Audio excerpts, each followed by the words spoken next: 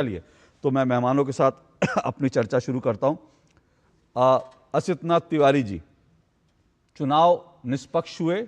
आपको लगता है मतदान जो है बढ़िया तरीके से हुआ? इतनी भयंकर पोलिंग हुई, इसका श्रेय तो चुनाव आयोग को दिया ही जाना चाहिए। शब्द मुझे लगता है कि बहुत उचित नहीं है। आप 1952 के आम चुनाव के बाद से देखिए, तो बीच के कुछ एक चुनावों को छोड़ दें तो हर चुनाव में परसेंटेज बढ़ रहा है, पोलिंग परसेंटेज बढ़ा है।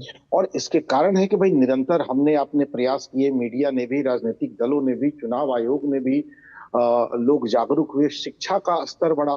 पहले गांवों में कोई एक महिला स्कूल लड़की स्कूल जाती थी तो 5 पंचायत में हल्ला हो जाता था कि फला की बेटी स्कूल जाती है। आज घर घर की बच्चियां स्कूल कॉलेज जा रही हैं। तो निश्चित तौर पर शिक्षा बढ़ी तो इससे जागरूकता बढ़ी तो वो इसमें साफ दिख रहा है।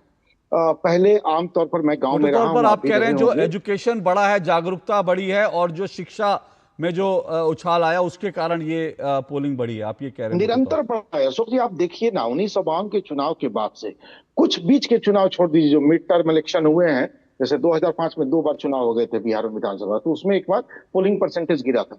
सब में थोड़ा थोड़ा बढ़ा है, लगातार ये निरंतर बढ़ता ही गया है परसेंटेज। तो ये बड़ी स्वाभाविक प्रक्रिया है। इस बार फिर पिछले चुनाव से थोड़ा बढ़ गया, तो ये बढ़ा है। दूसरा क्या है कि अब महिलाओं की बात हो रही है कि महिलाओं ने बढ़ चढ़ कर इस बार वोटिंग की है। देखिए, महिलाओं का परसेंटेज बिहार में और बढ़ेगा, और उसकी वजह यह है कि जो प्रवासी मजदूर हैं बिहार के, वो सभी के सभी बिहार नहीं आ पाए। ट्रेनों की सुविधा थी नहीं। छठ में जो मारामारी हुई, आप सबने वो पर। तस्वीरें देखी भी, भले आपने नहीं दिखाई होंगी, बाकी चैनलों ने दिखाई वो तस्वीरें। आपकी मजबूरी मैं समझ सकता हूं। तो लेकिन महिलाएं तो गांव में हैं, और महिलाएं गांव में हैं, और वो इस बार बदलाव चाह रही हैं, वो परिवर्तन चाह रही हैं। तो वो निकली घरों से और आके उन्होंने वोट किया, तो महिलाओं का परसेंटेज उसकी वजह से आपको बढ़ा हुआ दिख रहा है। अब जो एक 90 की तस्वीर आप दिखा रहे थे, 90 के दशक की, उत्तर प्रदेश में भी 90 के दशक में वही स्थिति थी, वहां भी बूथ लूटे जाते थे। मध्य प्रदेश में भी 90 के दशक में वही स्थिति थी, वहां भी बूथ लूटे जाते थे। राजस्थान में वही स्थिति थी, वहां भी बूथ लूटे। वो जो एक पूरा दौर था, आपको याद होगा कि दाऊद इब्राहिम का दौर मुंबई में वही था। मुंबई तो बिहार में नहीं है, चंबल तो बिहार में नहीं है। चंबल की घाटी के डाकू आज भी आपको याद होंगे, कुछ लोग तो शायद अभी उसमें के जिंदा हैं। चंबल के डाकू, वो तो बिहार में नहीं था।